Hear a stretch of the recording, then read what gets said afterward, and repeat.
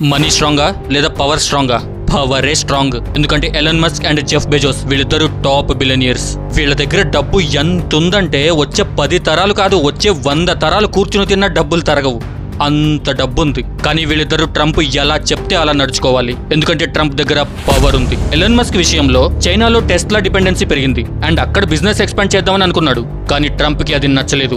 అది ఒక national security risk గా భావించాడు. సో ట్రంప్ క్లియర్ మెసేజ్ చేశాడు, చైనా మీద డిపెండ్ అయితే యుఎస్ సపోర్ట్ మర్చిపోండి అని. ఇంకా చేసేదేమీ లేక పైన కింద మూసుకుని ఆ ఎక్స్పాన్షన్ ని హోల్డ్ చేయాల్సి వచ్చింది. అండ్ జెఫ్ బెజోస్ విషయంలో కూడా అలాగే జరిగింది. అమెజాన్ అండ్ బ్లూ ఒరిజిన్ వీటి ఫ్యూచర్ ఎక్స్పాన్షన్ లో foreign supply chains, global contracts ఇవి చాలా ఇంపార్టెంట్. కానీ ట్రంప్ పాలసీస్ ఏం చెప్తున్నాయి? US interest first, tariffs, restrictions, pressure, US rules పాటించండి లేదా దానికి తగ్గ మూల్యం చెల్లించండి అని. సో బెజోస్ కూడా సైలెంట్ గా ప్లాన్ అడ్జస్ట్ చేసేసాడు. సో ఇక్కడ ప్రెసిడెంట్ ఒక్కడు డిసిజన్ తీసుకుంటే చాలు, ఎంత పెద్ద బిలియనియర్ అయినా వాళ్ళ ప్లాన్ మార్చుకోవాల్సిందే.